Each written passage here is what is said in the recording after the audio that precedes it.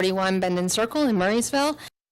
Input. We have only one person, I believe, tonight, and that's Amy Mayberry. Hi. Welcome. Amy Mayberry. I live at 4041 Bendon Circle in Murrysville, and I'm here to talk about fracking. Don't throw anything at me. No, we don't. In case you don't remember me from last time, the reason I feel qualified to speak about this is because I do have a Master of Environmental Management degree from Duke University, where I specialized in environmental toxicology, chemistry, and risk assessment. Since the last meeting I attended, I've been talking to residents, and I've been unable to find any evidence that a formal risk assessment has been conducted related to finding an appropriate setback for the fracking ordinance. Please allow me to take a few moments to explain the benefits of having a formal risk assessment conducted. It's a tool used by government agencies, nonprofits, universities, researchers, and private industry all over the world, and it's very surprising to me that given how long this debate has apparently been raging in Murrysville, that one has not yet been conducted. Obtaining a risk assessment can often be as simple as contacting a local university. There's three components of a risk assessment I wanted to just very quickly tell you about. First, it will include an effects assessment or a dose response assessment. Essentially, that tells you how much of a hazardous chemical somebody needs to have in their body before it can actually cause harm to that person. You've already heard a lot of this research, I know, from a lot of people coming up here, but in a risk assessment, rather than hearing lots of different studies from lots of different people who aren't necessarily scientists, you would have them all concisely in one location, and you would only have the most reliable information in front of you. Second, it would include an exposure assessment, and this is the part that I feel like might really have been missing up till now. The exposure assessment tells you exactly what level of contaminants you can expect in each part of Murrysville, depending on where that setback is, depending on how many feet you set it at. Because exposure will vary with distance from the wells, this section lets you know what levels of contaminants can actually be expected, and it will tell you how many people are likely to be exposed to what levels. And you can have this done, you can have the risk assessment done to examine any distance of setback you want them to, or many different levels of setback. The third and final section, which is also extremely important, puts the information from those first two sections together.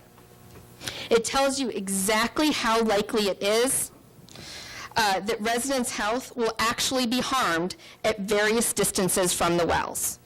It can also tell you how many residents will be exposed to what level of risk. This would provide the data that would allow you to more clearly see the number of residents at risk and at what level of risk. Mapping software can also tell you how many households are eligible to sell their fracking rights at each of those distances. So you actually see the numbers on each side. How many people's personal property rights up against what sort of potential damage to other people's health.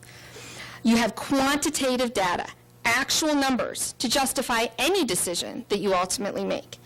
Let me be clear, a risk assessment makes absolutely no moral or value judgment. That is not what it's about. It simply tells you the consequences of having the setback at any particular distance. Then it's up to a group such as yourselves, the policymakers, to use that information to make that judgment of where you're comfortable having the setback.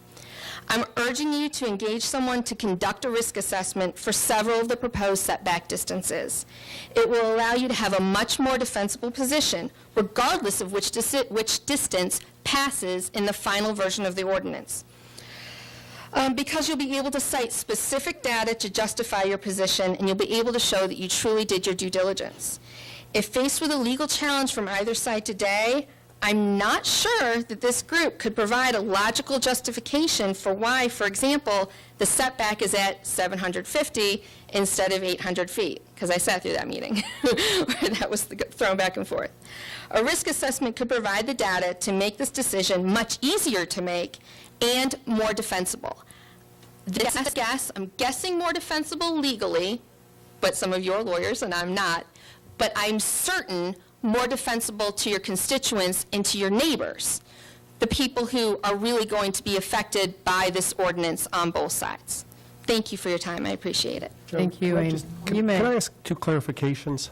Absolutely. I'm assuming to develop an exposure, you've got to run dispersion modeling? Well, what will actually happen if somebody actually does a risk assessment, what it really is a survey of the available data. They will sit down and collect they won't do any original research themselves. Okay, so there's no They will go modeling. to, there's modeling done usually with GIS and mapping software No, on that level. I meant air dispersion modeling. No, if Okay. that's something that you want, that's original research. That's something on a whole other level. But a risk assessment would take all available information that does exist. They would be able to tell you if any air dispersion modeling has been done. If so, by whom? Was it reliable? If so, how reliable? What were the drawbacks to that research? And in what way can you apply that research to this location? Okay, so You see what I'm saying? yeah, you're not It's a running survey. PA exposure scenarios? No, it's taking all the research that does exist in a lot of different ways and basically making it pertinent to Murrysville as much as possible. It does rely on what research has already been done. Nothing's ever going to be perfect, but it would give you guys the best information possible. Okay. Yeah. When you say risk assessment, that is a very specific defined term to me, because of. Well, and it is to me too for a different industry. yeah. Thank you. Thank you.